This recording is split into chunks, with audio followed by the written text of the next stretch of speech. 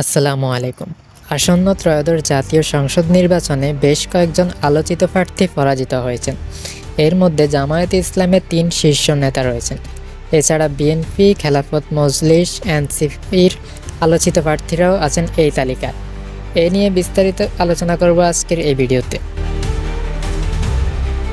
বাংলাদেশ জামায়াতে ইসলামের general secretary মিয়া গোলাম পরোয়ার সহ দলের ৩ হেভিওয়েট প্রার্থী হেরে গেছেন।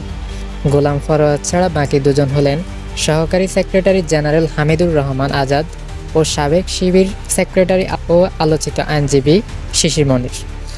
পঞ্চগড় ১ আসনে বিএনপির প্রার্থী নওশাদ জমির বেসরকারিভাবে বিজয়ী হয়েছেন। দানের শীষ প্রতীকে ১,৭৪,৪৩০ ভোট পেয়েছেন তিনি। ওই আসনে সবচেয়ে আলোচিত প্রার্থী ছিলেন এনসিপির সার্জিস আলম। শাফলাকলি প্রতীক নিয়ে তিনি ভোট পেয়েছেন ১,৬৬,১২৬ ভোট।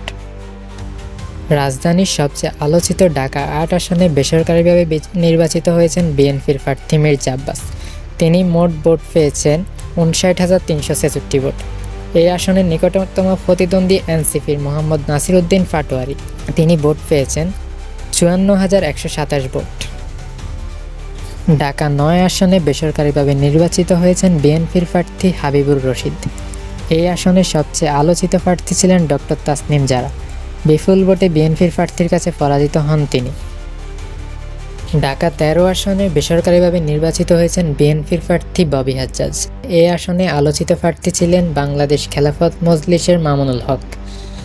অন্যদিকে বরিশাল ৫ এবং বরিশাল ৬ দুই আসনেই পরাজিত হন ইসলামী আন্দোলন বাংলাদেশের সিনিয়র নায়েবে আমির মুফতি সৈয়দ মোহাম্মদ ফয়জুল করিম।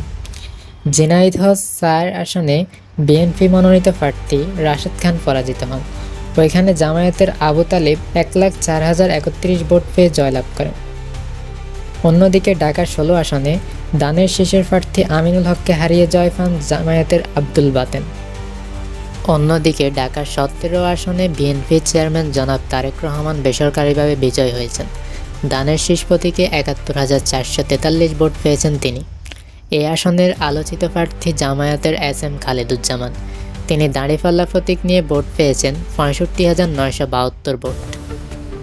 সব মিলিয়ে এবারের নির্বাচন শুধু ক্ষমতার ফালাবদল নয়, বরং অনেক পরিচিত মুখের অপ্রত্যাশিত পরাজয়ের গল্প হয়ে থাকলো।